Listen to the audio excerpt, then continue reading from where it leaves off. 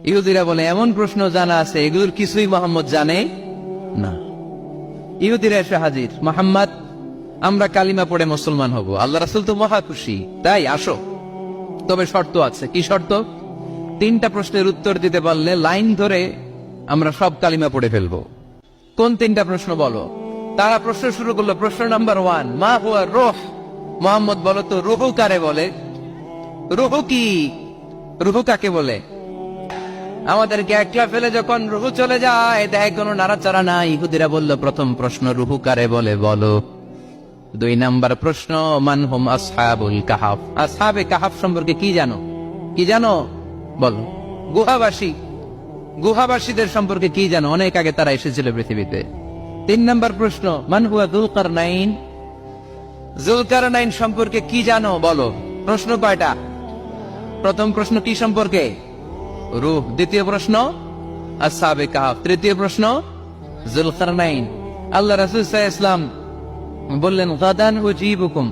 তাফসীর ইবনে কাসিরে এসেছে, তিনি উত্তর দিলেন গাদান উজিবুকুম, আই উইল আনসার টুমরো।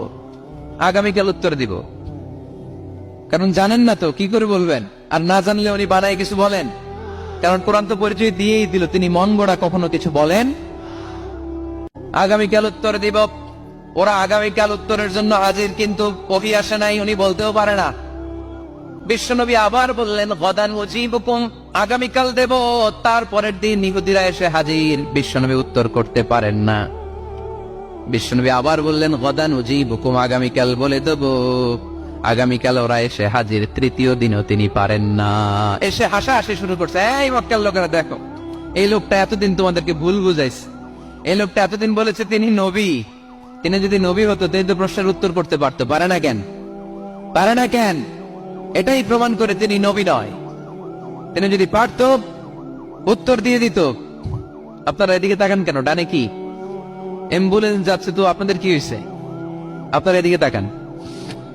তিনি যদি জানতেন তাহলে তো উত্তর দিতেন, পারেন না কেন? 3 দিন 4 দিন, আহা, নবীও লজ্জায় অসহায়, উত্তর দিতে পারেন না। টানা 15 দিন, টানা কয়দিন ওহী আসে নাই, নবী উত্তরও দিতে পারে না। আল্লাহ রাসূল সাল্লাল্লাহু আলাইহি ওয়াসাল্লামের জন্য এত বিব্রতকর পরিস্থিতি আর কখনো ছিল না। তিনি বারবার বলতেছেন কালকে বলবো, কিন্তু উত্তর আসে না। এর কারণ নবী ইনশাআল্লাহ বলে নাই। কি বলে নাই? নবীর মাধ্যমে, আমার পেয়ারা নবীর মাধ্যমে আমাদেরকে শিখানোর জন্য আল্লাহ 15 দিন ওহী নাজিল বন্ধ করলেন। চিল্লায় বলেন কয়দিন? এরপর আল্লাহ কোরআনের আয়াত নাযিল করলেন ওয়ালা তাকুলান্না লিশাইইন ইন্নী ফাইলুন যালিকা গাদা ইল্লা আইয়াশা আল্লাহ। নবী গো, ভবিষ্যতের কোন কাজের ব্যাপারে যদি কাউকে ওয়াদা দেন, ওয়াদা দেওয়ার আগে অবশ্যই ইনশাআল্লাহ বলে দিয়েন। নবীর মাধ্যমে আমরা শিখে গেলাম না?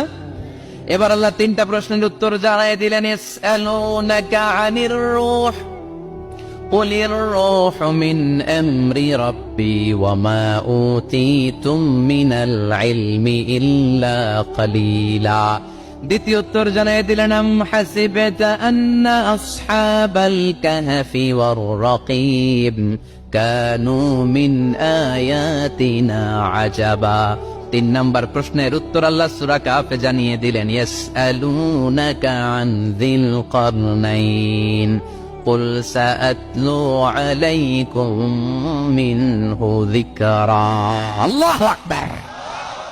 এবার নবী দাঁড়িয়ে গেলেন, বললেন কার কার উত্তর লাগবে আসো। রূহ হলো আল্লাহর আদেশ, আল্লাহর আদেশে ঢুকে আর আল্লাহর আদেশে বের হয়। আসহাবে কাফের 7 জন ছেলে ছিল, গুহার মধ্যে আল্লাহর ভয় ঢুকেছে। 309 বছর পরে আল্লাহ তাদেরকে আবার ঘুম থেকে জাগিয়েছে।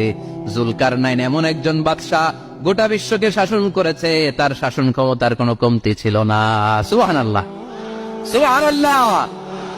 তাহলে আমার নবী মন গড়া কথা বলে, তাই না? মন গড়া বলে? হি ওয়াজ গাইডেড বাই ওয়াহি, হি ওয়াজ গাইডেড বাই রেভেলেশন। ওনার কাছে ওহী না আসলে, ওহী না নামলে তিনি কখনো কোনো কথা